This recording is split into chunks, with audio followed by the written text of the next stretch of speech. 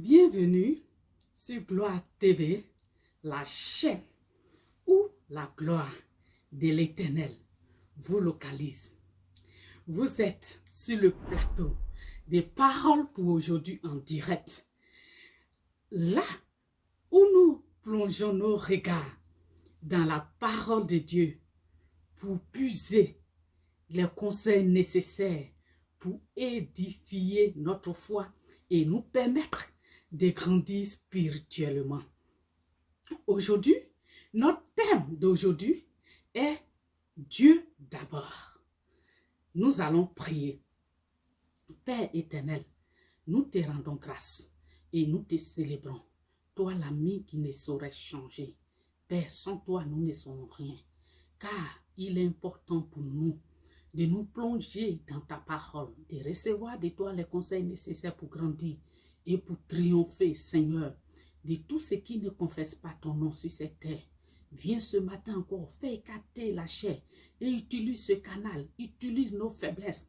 Oh Seigneur, pour atteindre tes objectifs sur cette terre, prends le contrôle de ce moment. Dis-nous ce qui est important, essentiel pour notre croissance spirituelle, afin que nous soyons des chrétiens victorieux.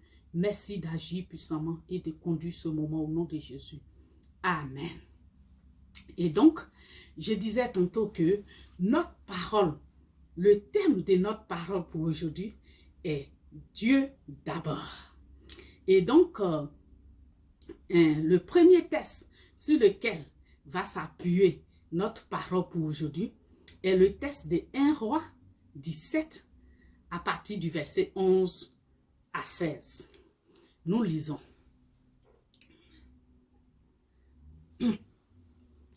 Comme elle partait en chercher, il la rappela pour lui demander, « S'il te plaît, apporte-moi aussi un morceau de pain. » Mais elle lui répondit, « Aussi vrai que l'Éternel, ton Dieu est vivant, je n'ai pas le moindre morceau de pain chez moi.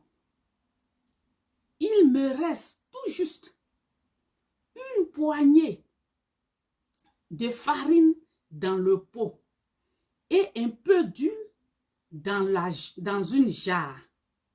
J'étais en train de ramasser 2 bouts de bois. Je vais rentrer et préparer ce qui me reste pour moi et pour mon fils. Quand nous l'aurons mangé, nous n'aurons plus qu'à attendre la mort. » Alléluia. On poursuit au verset 13. Élie reprit, « Sois sans crainte, rentre, fais ce que tu as dit.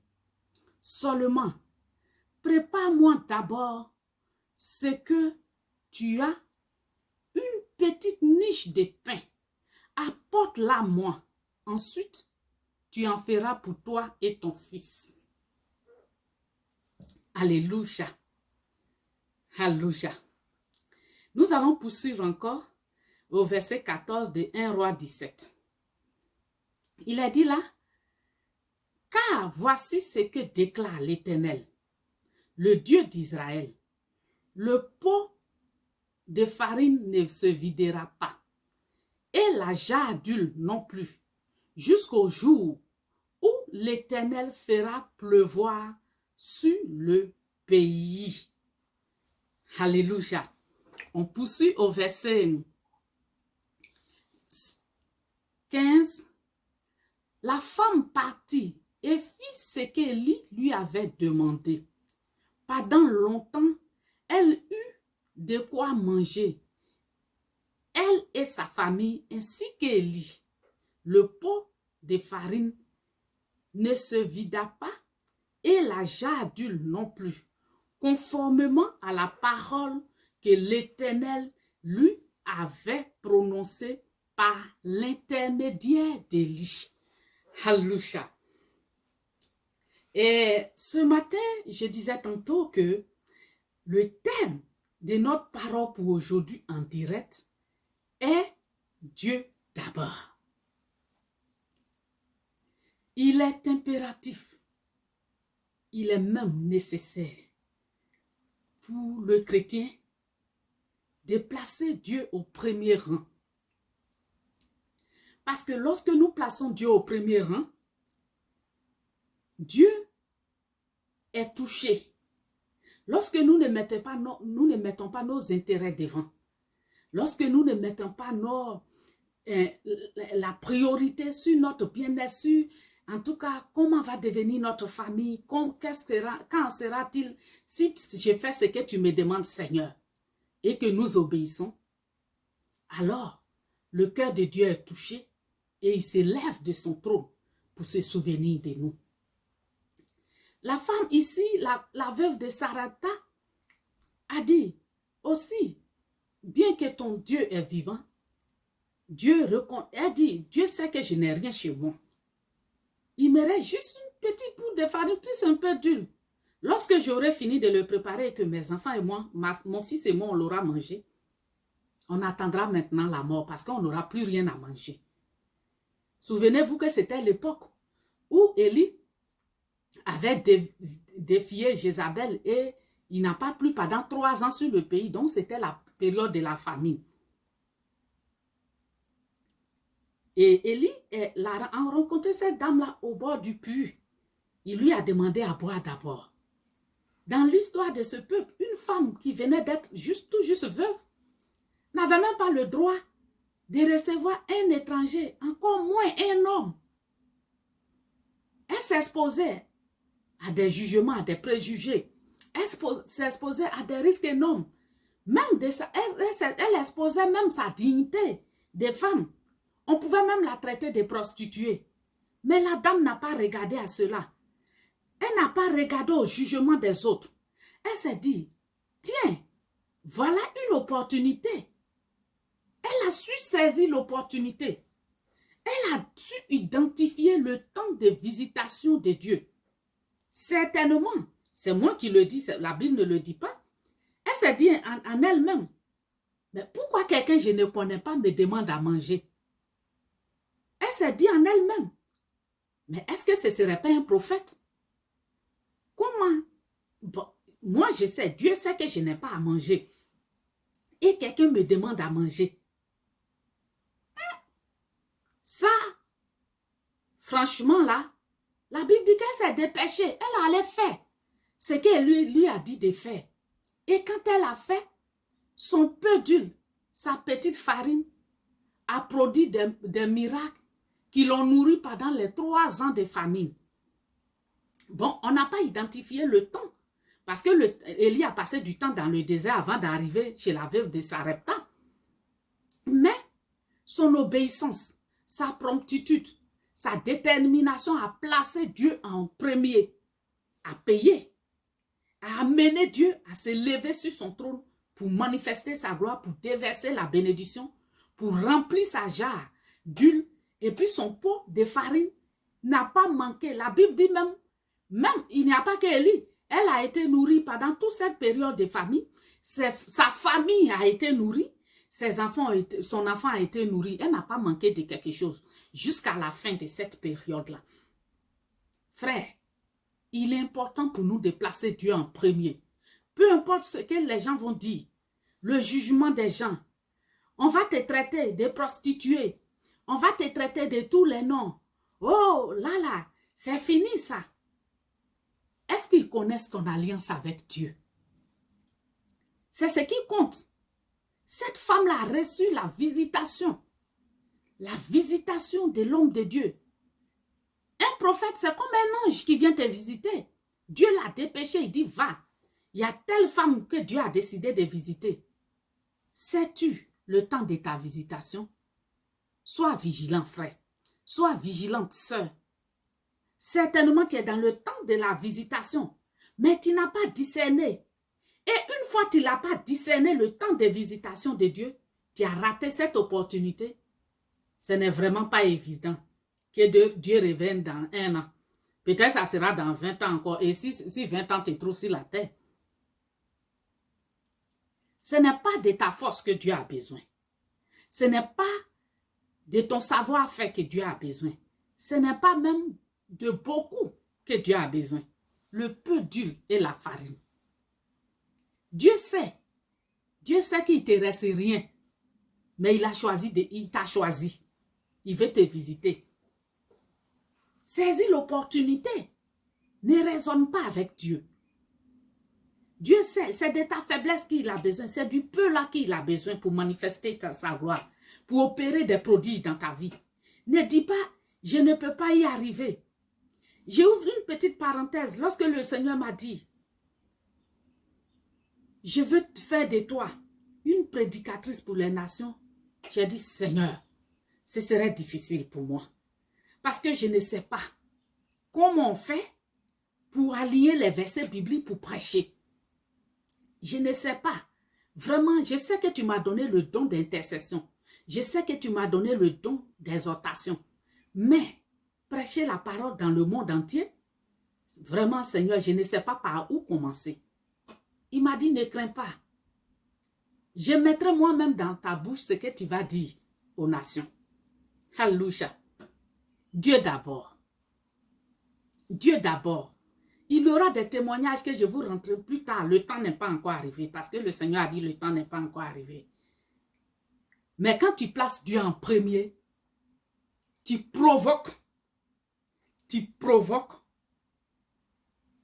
le surnaturel.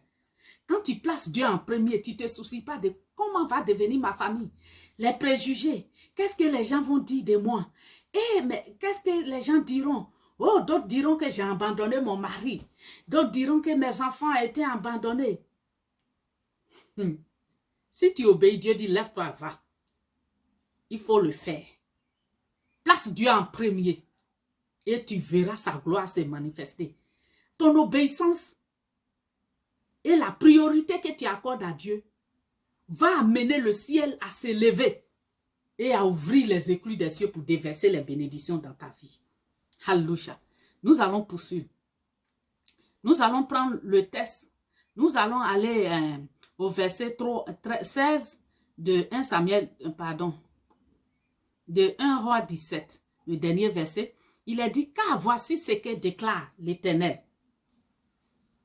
Donc au verset 16, il a dit, le pot de farine ne se vida pas et la jarre d'huile non plus, conformément à la parole que l'Éternel avait prononcée par l'intermédiaire d'Élie. Alléluia. Son obéissance a produit des prodiges. La priorité qu'elle a accordée à Dieu, elle pouvait dire, ah, je ne te connais même pas, tu viens, mon demi-kilo de farine là, qui est là, et puis peut-être une tasse d'huile là, moi de te donner à manger, et puis mon fils et moi on va mourir. Mon frère, ah toi aussi mais elle n'a pas dit cela. Elle a fait ce que le monsieur lui a dit. Quelle foi? C'est une foi. Ce qui te reste pour vivre là, Dieu a dit donne. Elle a placé Dieu en premier, elle a donné. Qu'est-ce que Dieu t'a demandé de donner que tu refuses de donner? Qu'est-ce qui te coûte que Dieu a demandé de donner que tu refuses de donner? Et avec lequel tu es en train de lutter actuellement, que tu as 10 000 temps. Je ne sais pas. Toi seul le sais. Mais sache identifier le temps de visitation de Dieu. Parce que ce que tu appelles trésor, que tu apprécies là, que tu ne veux pas donner à Dieu là, ce à quoi tu es tant attaché, que tu refuses de laisser pour placer Dieu en premier, pour placer le service de Dieu en premier là, ce n'est rien comparativement à ce que Dieu te réserve si tu obéis. Que Dieu te bénisse. Nous allons continuer. Nous allons prendre le livre de Genèse. Genèse 18 à partir du verset 2 à 10. Nous allons lire. Il leva les yeux et vit 3 hommes debout, non loin de lui. Quand il les vit, il courut depuis l'entrée de sa tente à leur rencontre et se prosterna jusqu'à terre. Il dit, Seigneur, si j'ai trouvé grâce à tes yeux, ne passe pas loin de moi, ne passe pas loin de ton serviteur. permettez qu'on vous apporte un peu d'eau pour vous laver les pieds et reposez-vous sous ce arbre. J'irai prendre un morceau de pain pour vous restaurer, puis vous continuerez votre route, car c'est pour cela que vous passez près de votre serviteur. Alléluia. Il répondit, fais comme tu l'as dit. Vous voyez, un monsieur, c'est l'histoire d'Abraham. Il vivait seul dans son désert avec sa famille, ses serviteurs, il était dans sa ferme, si on peut le dire ainsi. Et tout d'un coup, il voit 3 hommes en train de passer en plein désert sous le chaud soleil. L'histoire raconte qu'il faisait extrêmement chaud. Il pouvait dire, mais c'est des inconnus qui le passent. Il a dit en lui-même, certainement, Dieu est en train de me visiter. Il avait la révélation, ce monsieur. Abraham, il avait la révélation. 3 personnes qui passent. Mais c'est plein d'essence. Dieu le Père, Dieu le Fils, Dieu le Saint-Esprit l'avait visité. Le monsieur a saisi l'opportunité. Il a accouru des gens qu'il ne connaît même pas. On ne lui a pas envoyé lettre pour dire il y a telle personne qui va venir de tel pays ou bien de telle ville pour venir te rendre visite. Des inconnus. Mais il a accouru. Il dit, certainement sous ce chaud soleil-là, d'où va venir 3 personnes? Ils n'ont ni chevaux, ni ânes, ni dromadaires. Et puis tout d'un coup, ceux-là, ils marchent à pied dans le grand désert. Là. Sous le chaud soleil, ils vont où? D'où viennent-ils? Certainement, ça doit être l'Éternel qui me rend visite. Alléluia. Il a discerné le temps de la visitation de Dieu. Et il a offert. La Bible dit il a apprêté un veau tendre avec du lait, en tout cas de la bonne nourriture braisée. Un veau braisé. En Afrique, on appelle ça du choukouya. C'est tellement bon. Avec toutes les épices orientales, là, ça donne un bon parfum. Il a nourri l'homme de Dieu. Est-ce que Dieu avait besoin de manger? Dieu mange. Mais s'il s'est présenté sous la forme humaine, c'était pour tester la loyauté d'Abraham. Parce que c'est Dieu qui lui a dit, lève-toi et va. Il faut savoir identifier le temps de la visitation de Dieu. Il faut savoir discerner. Prête attention aux signes. Prête attention au code de Dieu. Au code divin. Frère, sœur, certainement, si Dieu me permet de délivrer ce message, certainement, peut-être que le temps de ta visitation n'est pas loin. Fais attention pour identifier le temps de Dieu. Ça va paraître même dérisoire. Peut-être même Dieu va te dire, donne tel montant à telle personne. Pas forcément un homme de Dieu. Hein? Souvent, c'est bizarre. Les gens pensent que c'est qu'on donne forcément à un grand homme de Dieu. Non. Une personne qui n'a l'air de rien même.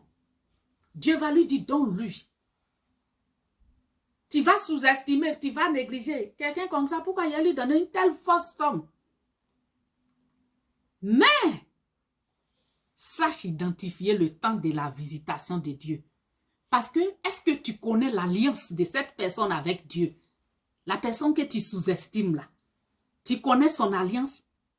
Si tu obéis seulement, l'acte là que Dieu t'a mis à cœur de poser, si tu n'as pas résisté, que tu as posé, tu ne peux pas imaginer les éclus, les vagues de gloire qui vont descendre sur ta vie.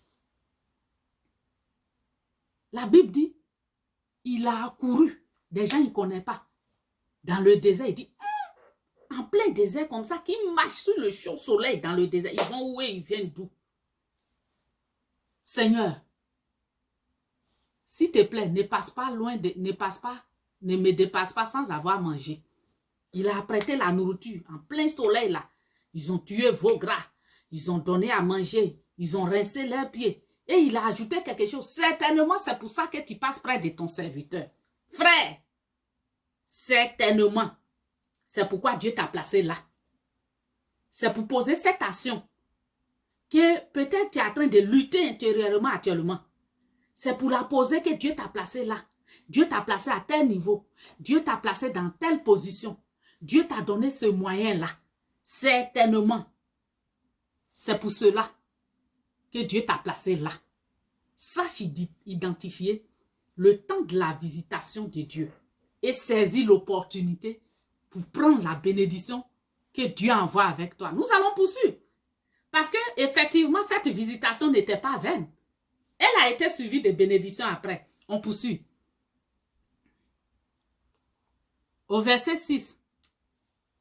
Abraham s'empressa d'aller trouver Sarah dans la tente et dit, prends vite 22 litres de fleurs de farine, pétris-la et fais des gâteaux. Abraham courut à son troupeau, prit un veau tendre et bon. Alléluia. Un veau tendre et bon. Des inconnus. Des gens, ils ne connaissent même pas. C'est des nomades. Ouais. C'est des voleurs. Ouais. C'est des fous. Ouais. Il ne sait pas. Mais la Bible dit qu'il a pris un veau tendre et bon, c'est-à-dire le meilleur de ses veaux. Fais attention, sois vigilant. Le temps de ta visitation, sache identifier, sache discerner. Est la révélation du temps de la visitation de Dieu pour saisir ta bénédiction. Donc, là, on poursuit. Un veau tendre et bon. Il le donna à un serviteur qui se dépêcha de le préparer. Il se dépêchait, c'est-à-dire, c'est comme si on le poursuivait. Des gens, ils ne connaissent même pas. Il se dépêchait de préparer, d'apprêter le veau. Parce qu'il ne faut pas les gens là vont partir sans avoir mangé. Il faut qu'ils mangent sa nourriture là. Aïe! Parce qu'après avoir mangé, vous allez voir ce qui va se passer. Il se dépêcha de le préparer. Nous allons aller au verset 8. Il prit encore du lait caillé et du lait. Voilà. Le lait caillé et un lait frais de vache, bien nourri, bien riche en valeurs nutritives, là. En calories et tout, là. Avec le veau qu'on avait préparé. Et il les mis devant eux. Il s'éteint lui-même à leur côté. Sous l'arbre, il mangeait. Puis il lui dit, où est ta femme Sarah? Alléluia! On va s'arrêter là avant de continuer au verset 9. La Bible dit, Abraham a couru des inconnus qui ne connaissaient pas, qui marchaient dans le désert. Ça aurait été d'autres personnes, ils se seraient cachés, on dit, peut-être les gens viennent nous agresser, cachons-nous. Même quand ils vont demander à l'eau même pour boire, il ne va pas... Peut-être il va dire, tu n'es pas dans le désert. Peut-être il va dire, toi, tu n'as jamais refusé l'eau à quelqu'un. Mais est-ce que tu n'as jamais refusé une sollicitation à une personne que Dieu avait envoyée vers toi pour te visiter? Parce que certainement, cette personne avait une alliance forte avec Dieu. Cette personne, même sa naissance même n'est pas naturelle. Même toute sa vie n'est pas naturelle. Tout est miraculeux.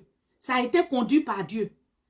Mais elle est venue vers toi comme une personne moindre. Parce que l'alliance de Dieu, c'est quelque chose qu'on ne voit pas. Il n'y a que des gens qui ont la révélation, qui savent que cette personne a une alliance avec Dieu. Ce n'est pas tout le monde qui le sait. L'alliance de Dieu n'est pas palpable, ça ne se voit pas.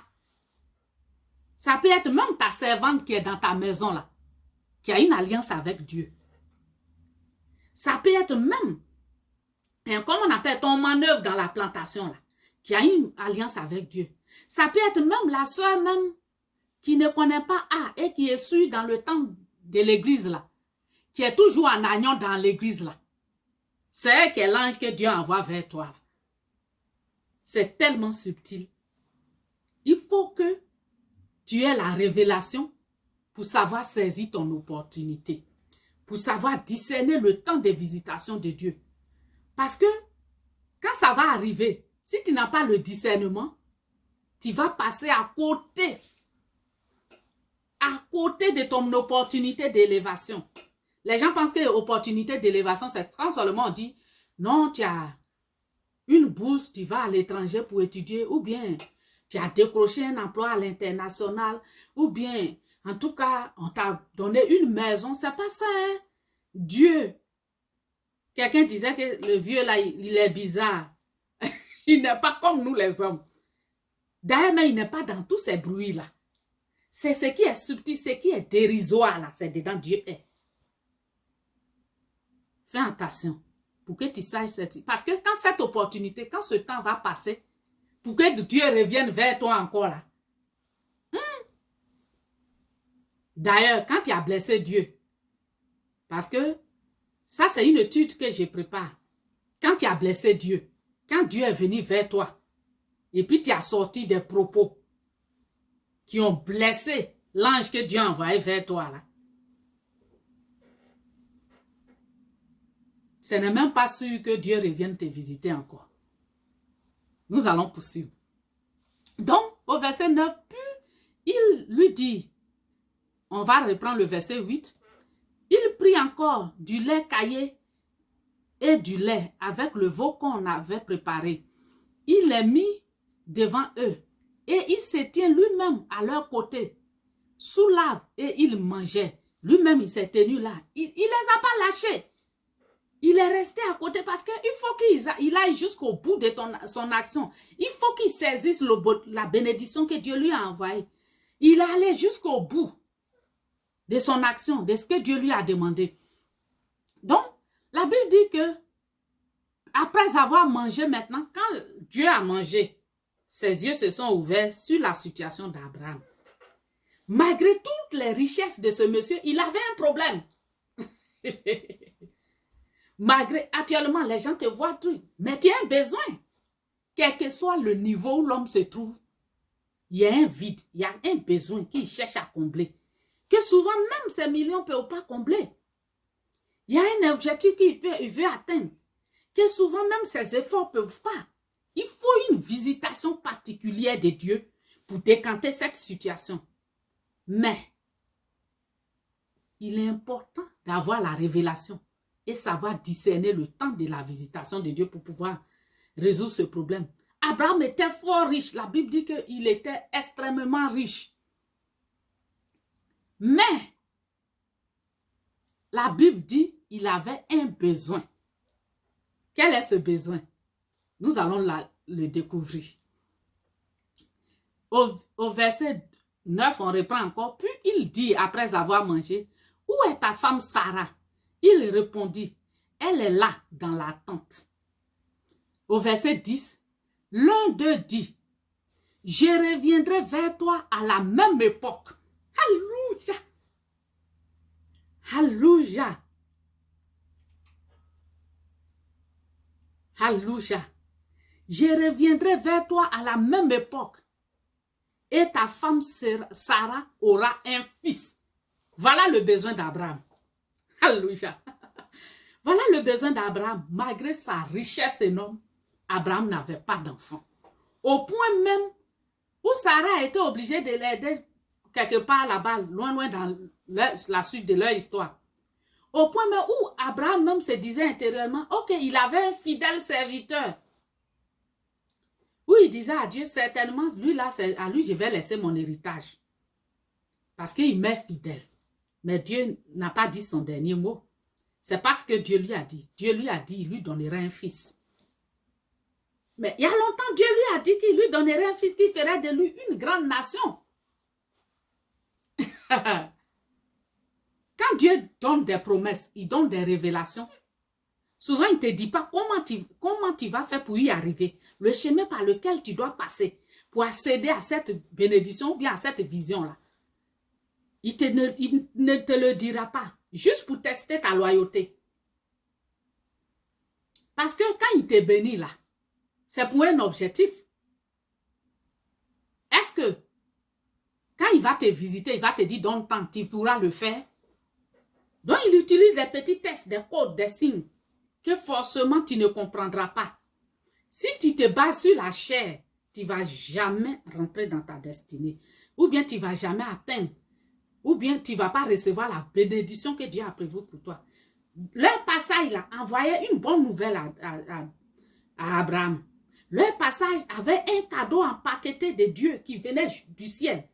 L'enfant d'Abraham qu'il cherchait. L'enfant que Dieu lui avait promis depuis peut-être il y a 25 ans en arrière. Ou bien même des années en arrière. C'est cet enfant-là que ces anges l'apportaient. S'il les laissait passer, on ne parlerait même pas de la postérité d'Abraham. S'il avait laissé passer cette opportunité, on ne parlerait même pas de la postérité d'Abraham. Mais la Bible dit qu'il s'est empressé d'aller, il a couru. La Bible a précisé, il a couru, des gens ne connaissent pas. Et il s'est agenouillé, il s'est prosterné. Et il a dit, jusqu'à terre, la Bible a précisé. Et il a dit, si j'ai trouvé grâce à tes dieux, ne passe pas loin de moi sans manger ma nourriture.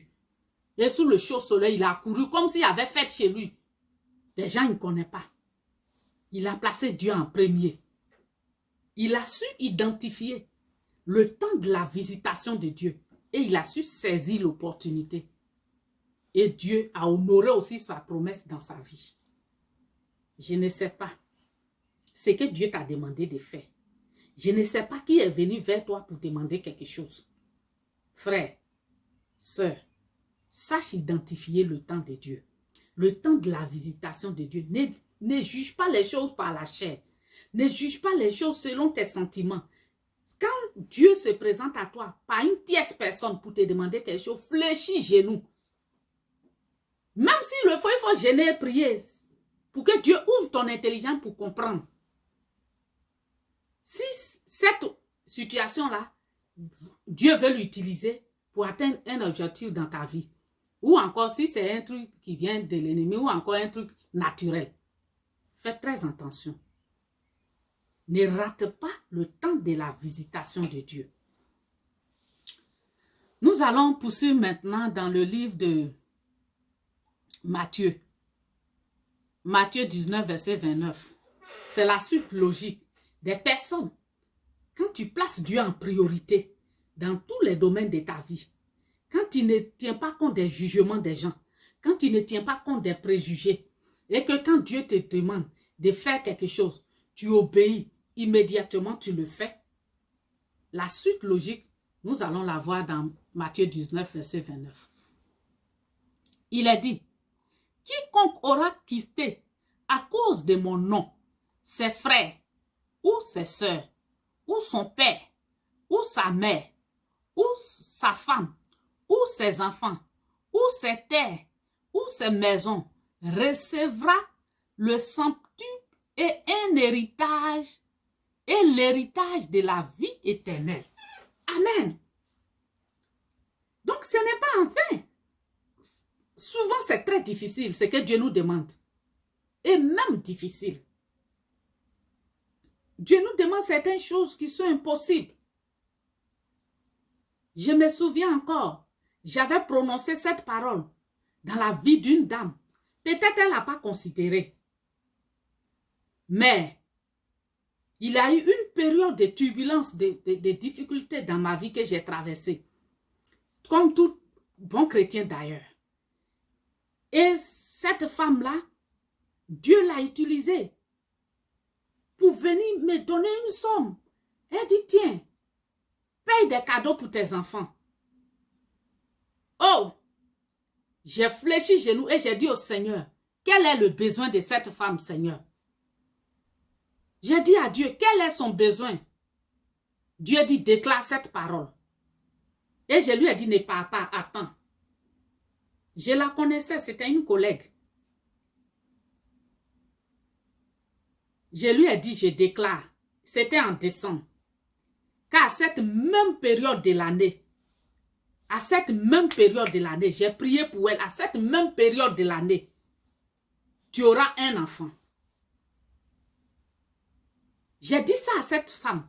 J'ai dit à cette même période de l'année, peut-être que si elle m'a écouté, elle va se souvenir. Je lui ai dit à cette même période de l'année, tu auras un enfant.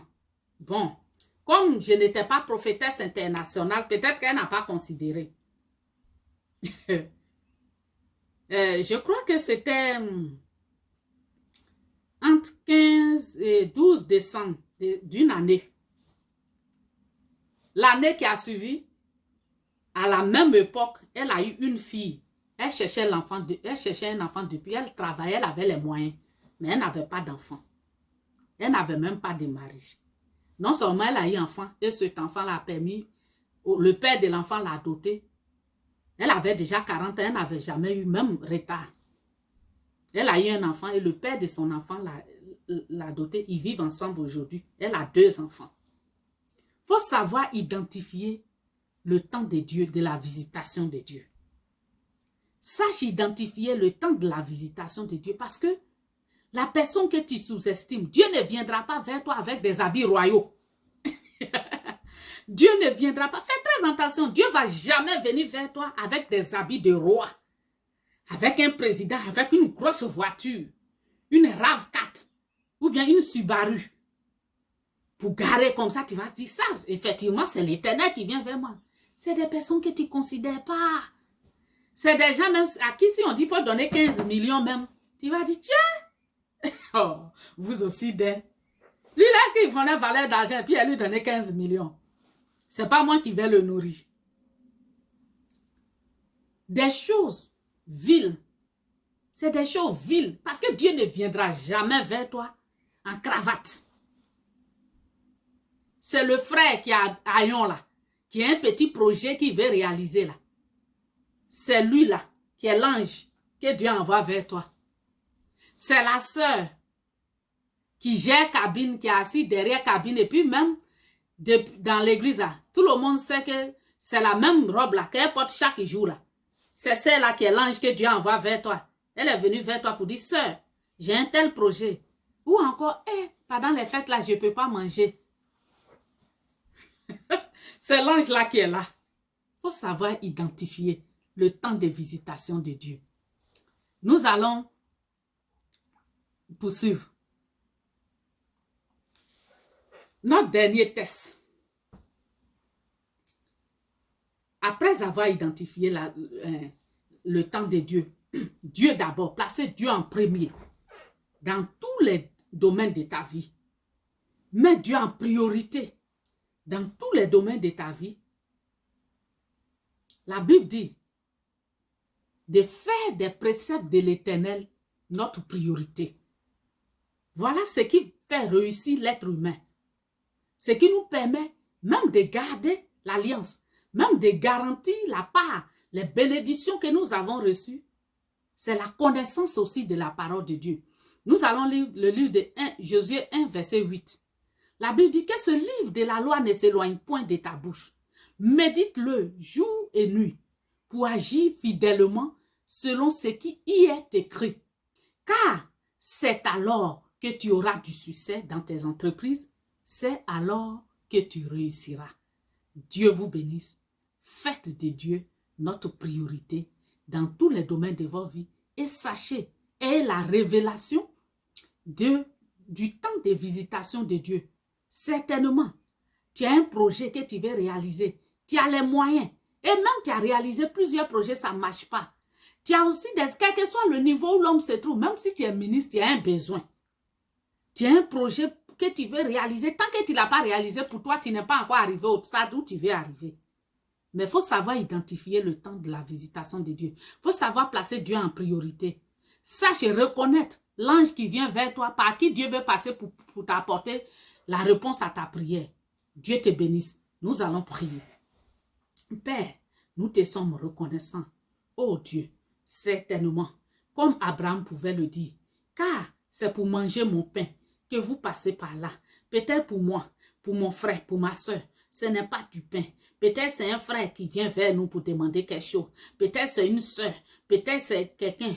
Peut-être c'est une situation qui se présente à nous. Et la personne n'a aucune solution. Elle a trouvé que c'est nous seuls qui pouvons décanter. C'est le temps de ta visitation. Permets à mon frère, permets à ma soeur, permets-nous de discerner ton temps et de savoir te placer en priorité, de savoir donner ce que tu nous demandes, afin que, Seigneur, ta gloire descende et que les écluses des cieux s'ouvrent pour nous apporter la bénédiction à laquelle, oh Dieu, tu nous as prédestinés, que toute la gloire te revienne. Merci pour ta grâce et tes faveurs.